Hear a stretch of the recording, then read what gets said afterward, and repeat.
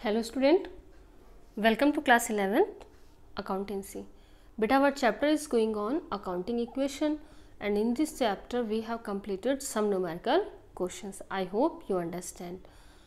We know accounting equation based on the basic fundamental concept of accountancy. Assets always equal to be liabilities plus capital. ठीक है, और जब हम इसको equations की फॉर्म में लिखते हैं known as the accounting equations. So बेटा, अकाउंटिंग इक्वेशंस के सेम कॉन्सेप्ट को जब हम स्टेटमेंट की फॉर्म में लिखेंगे, प्रीवियस लेक्चर्स में ऑलरेडी आई टोल्ड यू कि जब हम अकाउंटिंग इक्वेशंस को एक स्टेटमेंट की फॉर्म में लिखेंगे, assets always equal to be liability plus capital को जब हम एक स्टेटमेंट बनाएंगे तो ये हमारा कहलाता है balance sheet. So today we will learn what is balance sheet. बेटा वैसे इसका एक इंडिपेंडेंट चैप्टर्स है, फाइनेंशियल्स, स्टेटमेंट ऑफ इंडिविजुअल, लेकिन ये आपका अकाउंटेंसी का क्लास 11th की साइकिल का सबसे लास्ट का चैप्टर आएगा. जब आप अकाउंट्स के बेसिक सारे कॉन्सेप्ट क्लियर हो जाएंगे तब हम पढ़ेंगे बैलेंस शीट के बारे में. लेकिन एक छोटा सा कॉन्सेप्ट क्या होती है बैलेंस शीट और किस तरीके से बनाते हैं वो समझ लीजिए. बाकी चैप्टर आएगा तो हम इस पर ही बेस न्यूमेरिकल करेंगे. What is a balance sheet? Balance sheet, it is a report that is used to present the accounting equation that involve a firm total assets, total owners equities and total liabilities of an accounting period. बेटा अभी जो आप definitions पढ़ रहे हो वो accountancy में पढ़ रहे हो, अकाउंटिंग इक्वेशंस में. तो अभी हम बैलेंस शीट को आपको अकाउंटेंसी की फॉर्म में समझा रहे हैं, लेकिन जब चैप्टर बैलेंस शीट आएगा तब हम इसकी डेफिनेशन कुछ आपको और बताएंगे. It is a statement which is prepare to know the financial position of a company, firm और ऑर्गेनाइजेशंस. और बेटा कंपनी की फाइनल पोजीशंस कैसे पता चलती हैं? उसकी एसेट्स से, लायबिलिटीज से, कैपिटल कितनी है. तो ठीक है, इट इज़ अ स्टेटमेंट या it is a report that is use to present the accounting equation that involve a firm total assets, total owner equity means capital and total liabilities.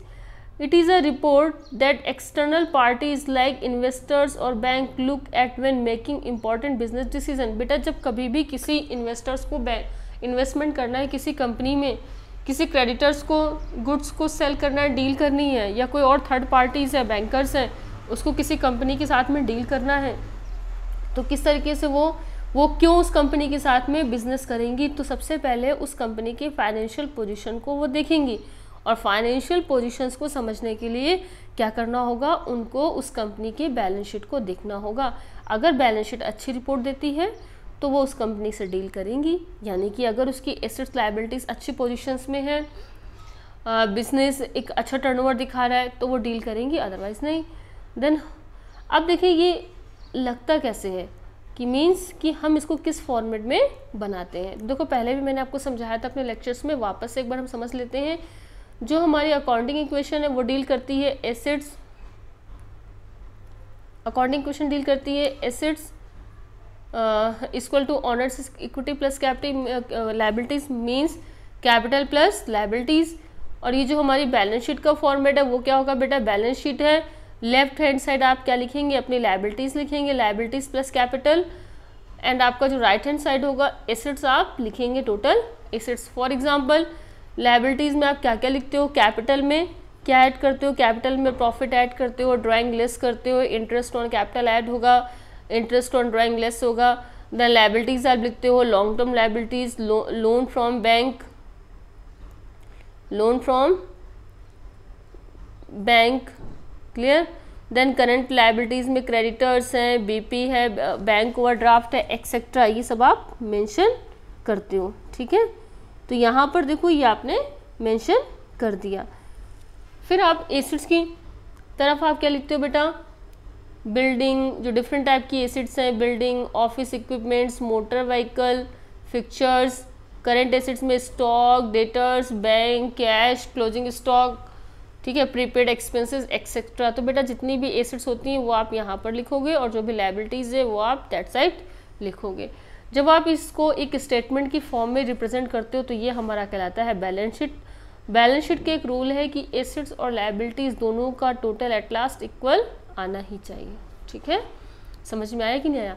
Simple सा है, जब accounting equations को आप एक format बनाकर एक statement की form में रिप्रेजेंट करोगे तो वह आपका कहलाएगा balance sheet. What is balance sheet? It is a report और it is a statement which is going to present final positions of a business. ठीक है, फिर हम बात करते हैं, एक एग्जांपल ले लेते हैं बेटा। देखो तो एसेट्स और लायबिलिटीज़ का जो एग्जांपल है, कैपिटल हमारे पास 38,000 की है, लोन फ्रॉम बैंक है 30,000, क्रेडिटर्स हमारे पास 6,650, एसेट्स में मोटर व्हीकल 25,000 की है, फिक्चर्स हैं 10,050 के, ठीक है, स्टॉक है, डेटर्स है, कैश है। अब हम इसमें थोड़ा सा चेंज करते हैं, हमारे पास कुछ और इन्फॉर्मेशन यहाँ पर आएंगी। हमने पढ़ा है अकाउंटिंग इक्वेशंस में assets always equal to be liability plus capital. बेटा ओई का मतलब है यहाँ पर, ओई का मतलब है यहाँ पर ऑनर्स इक्विटी। क्लियर? फिर नेक्स्ट देखते हैं, हमने एक एग्जांपल लिया, owners bought goods in cash, owners bought goods in cash 2000 as additional capital. ठीक है, 2000 रुपये एडिशनल कैपिटल की फॉर्म में आए तो हमें क्या करना है बेटा, कैपिटल में हमें ऐड करना है। ठीक है, 2000 रुपीज़ क्या हो जाएंगे, कैपिटल में ऐड हो जाएंगे। देन कैपिटल बढ़ गई तो बिजनेस में क्या आया, कैपिटल आई, प्लस क्या इंक्रीज हुआ, हमारा कैश भी 2000 से, हमारा कैश एसेट्स की तरफ 2000 हमारे इंक्रीज हो गए, तो टोटल हमारा 2000 से चेंज हो जाएगा, 47 की जगह हो जाएगा 49,650। क्या हो जाएगा हमारा टोटल, 47 में लाइबिलिटीज़ में 2000 प्लस हो गए, 49,650 हो जाएगा, एंड यहाँ पर भी हो जाएगा 49,650। देखो यहाँ पर कैश में 2000 प्लस हो जाएंगे और कैपिटल में 2000 आपके प्लस हो गए। ठीक है, आई होप यू अंडरस्टैंड।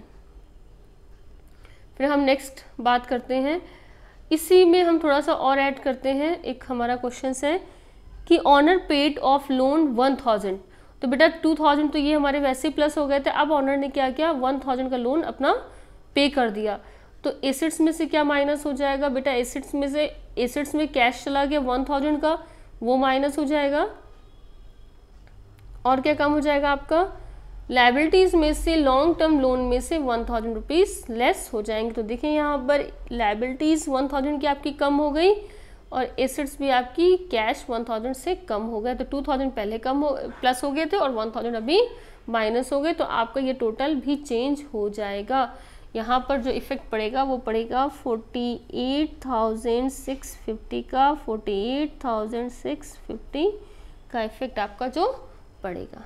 ठीक है, तो बेटा आई होप यू अंडरस्टैंड कि किस तरीके से बैलेंस शीट होती है, परेशान होने की ज़रूरत नहीं है, इसका इंडिपेंडेंट चैप्टर्स आएगा और जब ये चैप्टर्स आएगा तब हम डिस्कस करेंगे इसके बारे में प्रॉपर तरीके से। अभी सिर्फ आपको इतना समझाना था कि एसेट्स क्या होती हैं, हमारी लायबिलिटीज़ क्या होती हैं, और अकाउंटिंग इक्वेशंस को जब हम स्टेटमेंट की फॉर्म में रिप्रेजेंट करते हैं, यानी कि what is the relationship between accounting equation and balance sheet. Equations की फॉर्म में जब हम अपनी एसेट्स और लायबिलिटीज़ को इक्वेशंस की फॉर्म में मेंशन करेंगे तो वो कहलाएगा हमारी अकाउंटिंग इक्वेशन, और जब हम उसको एक स्टेटमेंट की फॉर्म में रिप्रेजेंट करेंगे तो वो हमारा कहलाएगा बैलेंस शीट। तो बस सिर्फ इतना सा ही फ़र्क था। ठीक है, आई होप यू अंडरस्टैंड। अगर न्यूमेरिकल क्वेश्चंस में आपको कोई भी डाउट हो तो आप मुझे कॉल कर सकते हैं। Thank you.